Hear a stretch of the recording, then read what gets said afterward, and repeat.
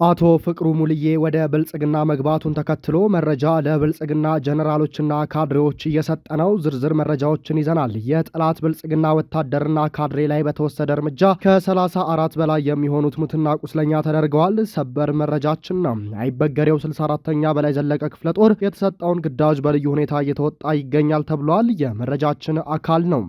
ሰላም ጤና ይስጥልን ውድ የአርቲኤም ኢትዮ አድማጭ ተመልካቾቻችን የዕለቱን አበይት መረጃዎች በዝርዝር ይዘንላቸው ቀርበናል። ቻናሉን ሰብስክራይብ በማድረግ ቤተሰብ እንድትሆኑ እየጋበዝን ወደ መረጃዎቹ እናመራለን።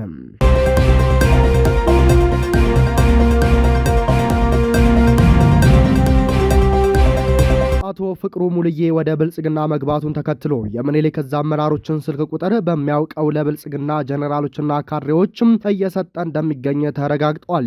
በዚህም የአማራ ብልጽግና አመራሩ ባንዳው አብዱ ሁሴን ከፍቅሩ ሙልዬ የዋርካው መሪ ወዳጆን ስልክ ቁጥር በመውሰድ የደወለ ሲሆን ዋርካውም ማንነቱን ካወቀ በኋላ ለአብዱ ሁሴን የሚመጥኑትን ቃላቶች በመጠቀም ባንዳነቱንና ሆዳደርነቱን ጨምሮ ልኩን ነግሮ ጆሮ ላይ ዘግቶበታል።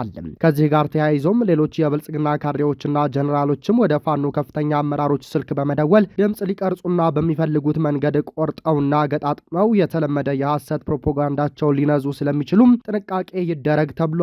በሀገር ውስጥ ስልክ ቁጥር፣ ዋትሳፕ እና ሌሎች አፕሊኬሽኖችን የምትጠቀሙ ጓዶችም ቁጥር መቀየርና ሌሎች ጥንቃቄዎችን ማድረግ ይኖርባቸዋል ተብሏል። ምስራቅ አማራ ቀጠና ምኒልክ ዕዝ 101ኛ ኮር ጠላትን አይቀጡ ቅጣት በመቅጣት ታላቅ ድል ተቀዳጅቷል። አገዛዙ ከውርጌሳ፣ ገንፎ ጨፌ፣ መርሳና ወልዲያ እስከ መርጦ ድረስ ያለውን በመሰብሰብ ከፍተኛ ማጥቃት ለመሰንዘር ቢሞክርም በአፋብን ምኒልክ ዕዝ ኃይል የ101ኛ ኮር 11ኛና 35ኛ ክፍለ ጦር ሙሉ ለሙሉ ተደምስሷል። ጠላት ያለ የሌለ ኃይሉን አሰባስቦ በዙ 23ና በመድፍ የታገዘ ተኩስ በመክፈት ለማጥቃት ጥረት ቢያደርግም 11ኛ ክፍለ ጦር እዜትና ወጠቅ ላይ ምሽግ ይዞ በመጠበቅ ገሚሱ ሲደመሰስም የቀረው ደግሞ አስከሬኑን ሙሉ ተተኳሽና ስንቁን ወይም ሬሽኑን ጥሎ ፈርጥጧል።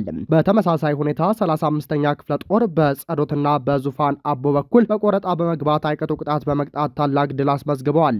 ይህ ውጊያ ረፋድ 12 ሰዓት ላይ ጀምሮ ሙሉ ቀን የፈጀ ሲሆን አሁንም ድረስ 101ኛ ኮር በድል አድራጊነት ቀጥሎ ይገኛል። በዚህም ኦፕሬሽን ብዛት ያለው ተተኳሽና ሬሽን ከጠላት እጅ የተማረከ ሲሆን ጠላት በኦራልና በአምቡላንስ ቁስለኛውን ወደ ወልዲያ ሲያመላልስ ውሏል። በተያያዘ መረጃ በሽንፈት የተበሳጨው የጠላት ኃይል ሳንቃ ከተማ በመግባት የንጹሐንን መኖሪያ ቤት በሮች በመስበር ከ2 ሚሊዮን ብር በላይ ጥሬ ገንዘብ፣ ለባጃጅ አገልግሎት የሚውል ቤንዚልና የተለያዩ የንጹሐን ስልኮችን፣ ሞባይሎችን በመዝረፍ የውንብድና ተግባር ፈጽሞ ወጥቷል። በምስራቅ አማራ ቀጠና ከላላ ወረዳ የምርጫ ቁሳቁስ ይዞ በተንቀሳቀሰው የጠላት ብልጽግና ወታደርና ካድሬ ላይ በተወሰደ እርምጃ ከ34 በላይ የሚሆኑት ሙትና ቁስለኛ ተደረጉ። ብልጽግና ምርጫ በሚል ስም ህጋዊነት ለማግኘት ሆዳም ካድሬዎችን ከፊት አሰልፎ በሚያደርገው እኩይ ድርጊት ላይ የአማራ ፋኖ ብሔራዊ ንቅናቄ ጥብቅ እርምጃ መውሰዱን አጠናክሮ ቀጥሏል። የአፋብን ምኒልክ ዕዝ 105ኛ ኮር 71ኛ አባናደ ክፍለ ጦር ስር የሚገኙ ሬጅመንቶች በጋራ በፈጸሙት ኦፕሬሽን አገዛዙ የምርጫ ምዝገባን ለማስፈጸምም ወደ ከላላ ወረዳ 09 ሻፊ ቀበሌና አካባቢው ላይ ያሰማራውን ግብረ ኃይል በመምታት ሂደቱን ማስተጓጎልና በጠላት ላይ ከባድ የሆነ የሰብአዊና ቁሳዊ ኪሳራ ማድረስ ተችሏል። መጋቢት 21 ቀን 2018 ዓ.ም ከሰዓት በኋላ ጀምሮ እስከ መጋቢት 22 ቀን 2018 ዓ.ም አጥቢያ ሌሊት ድረስ በሶስት ግንባሮች በተደረገ ተጋድሎ ነው የጠላት አከርካሪን መስበር የተቻለው። በምርጫ ስም ለብልጽግና ዳግም ህጋዊነት ለመስጠትና የአማራን ህዝብ እልቂት ለማራዘም የተቋቋሙ የካድሬዎችና ወታደሮች ግብረ ኃይል መጋቢት 21 ቀንም 2018 ዓ.ም ከእኩለ ቀን በኋላ በሜካናይዝድ ጦር ሽፋን ታግዞ ወደ ሻፊ እየገባ እንዳለ እርምጃው ተወስዶበታል። በክፍለ ጦሩ ስር የአንደኛ ሸዋን ግዛው ሬጅመንት አባላት በወሰዱት ድንገተኛ ጥቃት በርካቶችን ሙትና ቁስለኛ በማድረግ የምርጫ ቁሳቁሱን ማውደም ችለዋል። ወደ ሻፊ ቀበሌ ገብቶ የምርጫ ካርድ እንዲያድልና ብልጽግና እንዲመረጥ ቅስቀሳ እንዲያካሄድ ተልዕኮ ተሰጥቶት የነበረው የጠላት ግብረ ኃይል ሻፊ ከመግባቱ በፊት በቲርቲራ በልጓማ የነበሩ የሚሊሻ አባላት ፋኖ እንዳይመጣ ወደ ባከት በመውረድ መንገድ እንዲዘጉና ሽፋን እንዲሰጡ መመሪያ ተሰጥቷቸው እንቅስቃሴ ጀምረው ነበር። ይሁን እንጂ የተላላኪው በአዴን ተላላኪ በሆኑት በእነዚህ የሚሊሻ ኃይሎች ላይ በ71ኛ ክፍለ ጦር ስር የሁለተኛ መሐመድ ዳውድ ሬጅመንት አባላት ጎራዲት ተብላ በምትጠራው አካባቢ የጨበጣ ውጊያ ከፍተውባቸው 7 ሚሊሻዎች ሲገደሉ 13 ክፉኛ ቆስለው በሞትና በህይወት መካከል ይገኛሉ። በተመሳሳይ ሰዓት የፋኖን ኃይል በማዛባት በሻፊና በጎራዲት ያለውን ጫና ለመቀነስ በማሰብ ማህበረሰብ በአካባቢው ቡሶ ተብሎ በሚጠራው ስፍራ በከባድ መሳሪያዎች ታግዞ ውጊያ ከፍቶ በነበረ የጠላት ኃይል ላይ ፋኖ በወሰደው የመከላከልና የመልሶ ማጥቃት እርምጃ 3 ወታደሮች ወዲያውኑ ሲገደሉ ከ11 በላይ የሚሆኑት ደግሞ ክፉኛ ተመተው በቁስል እየተንሰፈሰፉ ይገኛሉ።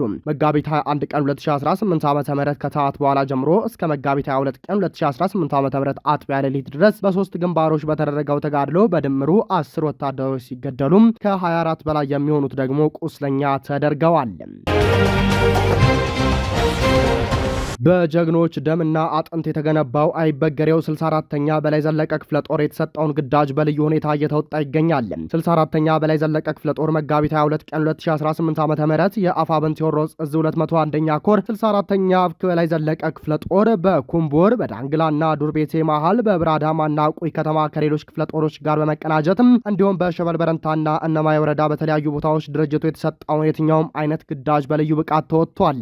የጀግኖች አርበኞች መፍለቂያ ምድር እነማይና ሸበል በረንታ ቀጠና የሚገኘው አይበገሬው 64ኛ በላይ ዘለቀ ክፍለ ጦር በድርጅቱ የተሰጠውን የቱንም አይነት ግዳጅ በልዩና በብቃት የተሞላበት ከባድ ውጊያዎችን በማካሄድ በአምባገነኑ አብይ አህመድ አገዛዙ ቅጥረኛ ሰራዊት ቅስም በመስበር በአንድ መር 3 ውጊያዎችን በማካሄድ ድል ተቀዳጅቷል። በበሳል አስተዋይ አርቆ ሀሳቢ የሲቪልና የጦር ጠበብት አመራሮች የሚመራው አይበገሬው 64ኛ በላይ ዘለቀ ክፍለ ጦርም በወታደራዊ አመራርና አባላት የጠላትን ግንባር በመብሳት በርካታ የአገዛዙ ኃይል መደምሰሳቸውንና መማረካቸውን ጠላት ከፍተኛ የሆነ መስዋዕትነት መክፈሉን ክፍለ ጦሩ በተጨባጭ ማስረጃ አረጋግጧል። በየካቲት ወራቶች በኩምበር ብራዳማ ከሌሎች ኮሮች ጋር በመቀናጀት በርካታ የጠላት ኃይል በመደምሰስ ትልቅ ጀብድ በመስራት ታሪክ የሰራው መጋቢት 17 ቀን 2018 ዓ.ም በሸበል በረንታና ቁይ ከተማ እንዲሁም መጋቢት 21 ቀን 2018 ዓ.ም በሸበል በረንታ ቁጥቋጥና እነማይ ሰቀላ ገብርኤል ቀበሌ አይበገሬው ክፍለ ጦሩ ባካሄደው ውጊያ ማግስት የደረሱ ትክክለኛ መረጃዎች መሰረትም የአብይ አህመድ ቅጥረኛ ሰራዊት ሙትና ቁስለኛው እየጨመረ መምጣቱን ከውስጥ የመረጃ ምንጮቻችንና ህዝባችን በጅምላ የቀበርነውን ማስረጃ ይዘናል። ክፍለ ጦሩ በኩምቦር በዳንግላና ዱርቤቴ መሃል ብራዳማና ቁይ ከተማ ከሌሎች ክፍለ ጦሮች ጋር በመቀናጀት እንዲሁም በሸበል በረንታና እነማይ ባካሄዳቸው ግዳጆች የተገኙ ድሎችም ከ150 በላይ የአገዛዙ መንገድ መሪ ቅጥረኛ ፖሊስ፣ አድማ ብተና፣ ሚሊሻና የአገዛዙ አራጅ ሰራዊት አባላት ደምስሷል። ከ80 በላይ የጠላት ኃይል ከባድና ቀላል ቁስለኛ አድርጓል። እንዲሁም 22 ክላሽንኮቭ መሳሪያና ጥቁር ክላሽ መሳሪያ ገቢ አድርጓል። 1000 የክላሽ ተተኳሽ ገቢ አድርጓል። በተጨማሪም 11 ኤፍ ቦምብ ገቢ አድርጓል። 10 ካዝና ገቢ እንዲሁም አንድ መገናኛን ጨምሮ ገቢ አድርጓል። ክፍለ ጦሩ በ3 ቀጠና ግዳጆች ባካሄደው ከባድ ውጊያ ማህበረሰቡን ይዘርፍና ያሰቃዩ የነበሩ የአገዛዙን ኃይል ከፊት ሆነው መንገድ ይመሩ የነበሩ ማዕረገ ቢሶች ቀንደኛ የአገዛዙ መረጃ ደህንነቶችም ፖሊስ፣ መንገድ መሪ፣ ቀንደኛ ቅጥረኛ ሚሊሻዎችና የአገዛዙ ቅጥረኛ አስፈጻሚ መከላከያ አባላትን ደምስሷል። የበላይ ትንፋሹ አይበገሬው 64ኛ ክፍለ ጦር መጋቢት 17 ቀን 2018 ዓ.ም በመርገጭ ከተማ ባካሄደው ከባድ ውጊያ በከተማ የሚገኘው የማህበረሰብ ክፍልን ጨምሮ በቀጠናው የሚገኝ የማህበረሰብ ክፍል ለጠላት መንገድ ይመሩ የነበሩ ሚሊሻዎችን ክፍለ ጦሩ ማስወገዱን በጣም እንዳስደሰታቸውና ሁሌም ማህበረሰቡ ከጎናቸው እንደሆነ በአክብሮት አሳውቀዋል። ክቡራንና ክቡራት አድማጭ ተመልካቾቻችን ለሰዓቱ የነበረን መረጃ ይህንን ይመስል ነበር። ሰብስክራይብ በማድረግ ቤተሰብ እንድትሆኑ እየጋበዝን ቸር ተመኘን።